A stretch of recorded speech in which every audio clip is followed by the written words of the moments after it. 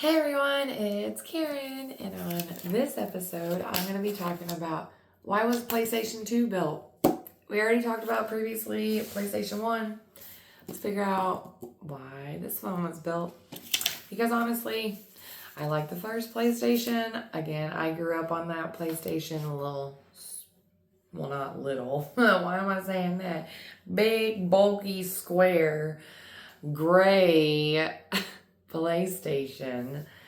Because nowadays they got these little small oval ones. No, I had to get one because my very first original square PlayStation just broke. So I had to improvise with new stuff. So let's dive right into it on why PlayStation 2 was built.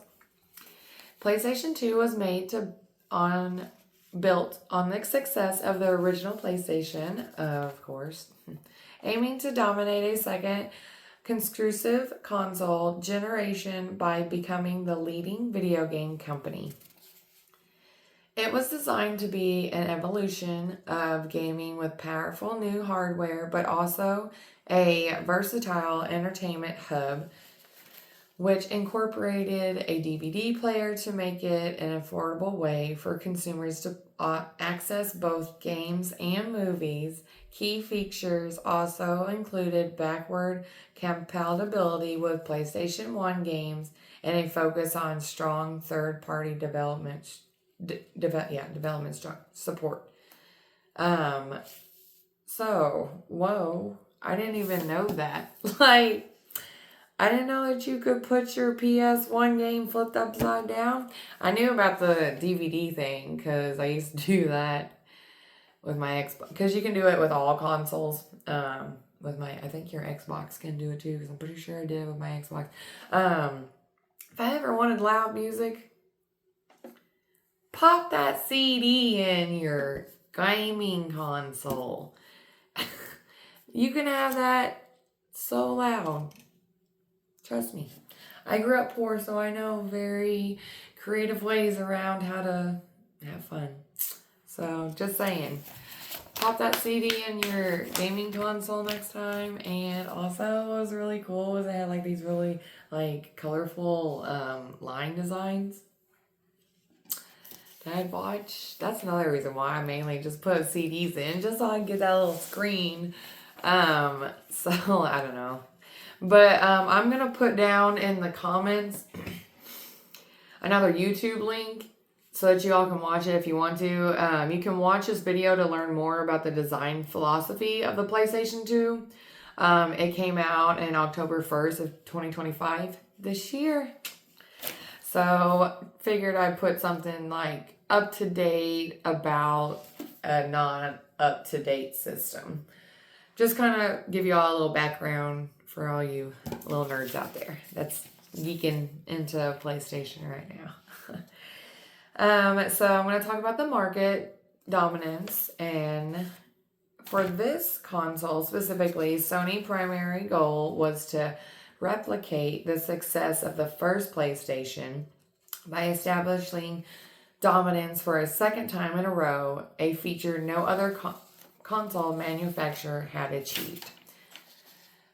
And they survived the competition with new competitors like Nintendo, GameCube, never heard of it.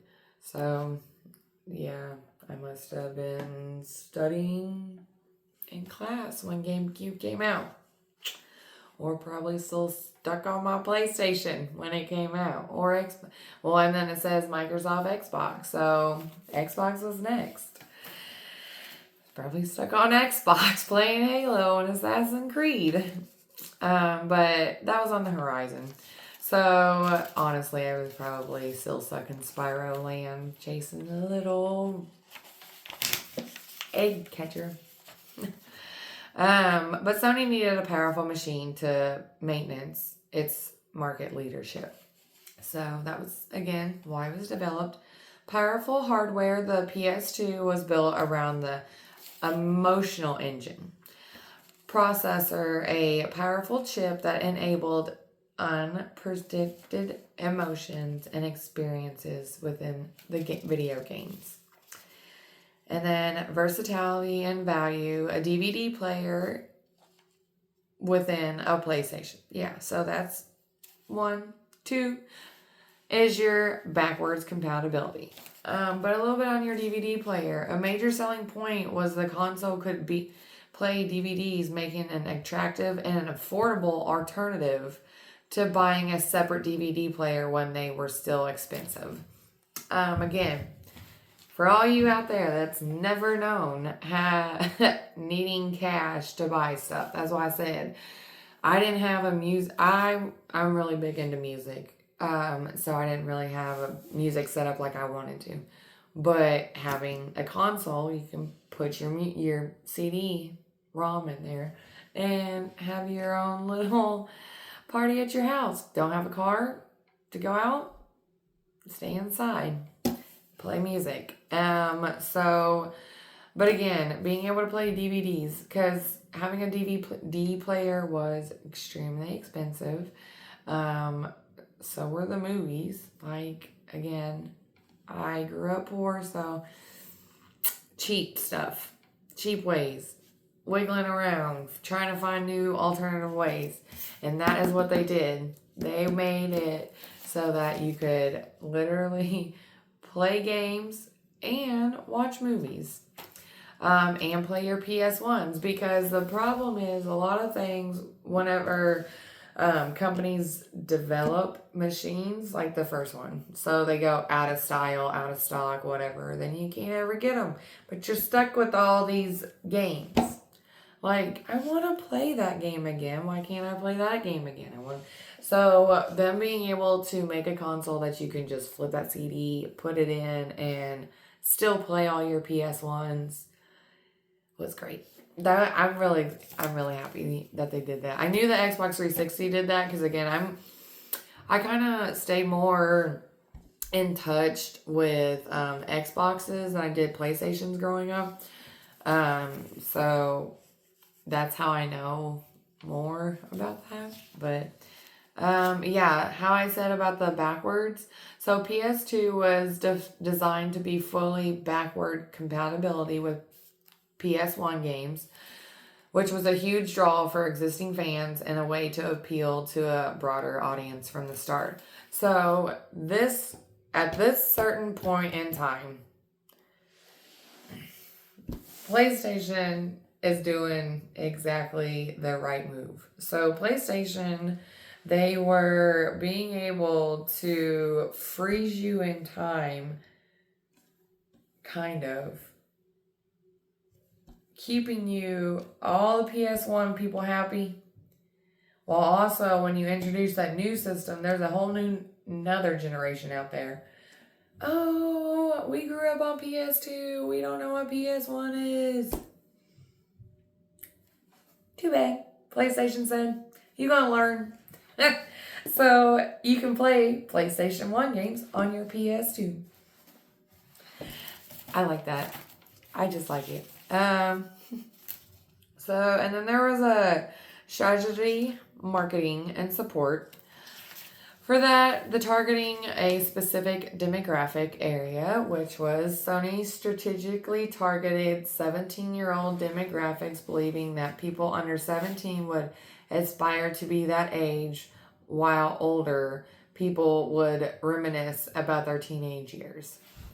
I've been playing since I was 2 years old, so I was never in the whole audience of grabbing, oh, I'm going to take this age. You had me since I came out the womb. Well, at 2. And then, strong third-party support. The console benefit from Sony's expensive relationship with third-party developers, which led to many exclusive games that became a cult classic. And lastly is the the cultural impact. Sony marketed that PS2 as a cultural artifact alongside cutting-edge cinema and underground art, using surreal and edgy advertisements to appeal to its target audience. So, that's just a little bit background of why PS2 was built. Again, pretty sure they knew what they were doing. I really like that. Being able to do PS1s in your PS2. I actually probably knew that and just forgot it because, like I said, I stayed all up on Xboxes more than I did PSs. I'm not really sure. I mean, I guess the only reason why I can say is Xbox had more violent games. And I really like playing violent games. So, like, whenever you have anger and stuff built up, I would just take it out on a fake character. So that's why I feel like I probably just stay more towards them because I pretty much played my PS when I was little and I didn't have frustrations when I was little. So I didn't have that much to do. Playing PS, all I had was Crash Bandicoot and Spyro. So that's not aggressive. That's like calm character games.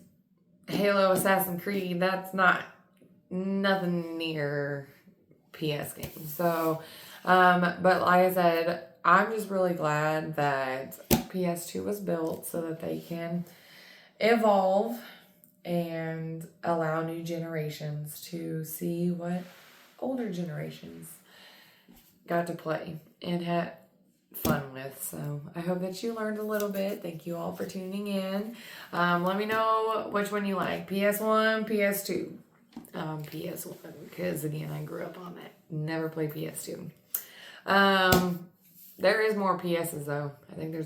So if you want to talk about them, just let me know which one I should research next. Thank you for joining. Hope you all have a good rest of your day. Bye.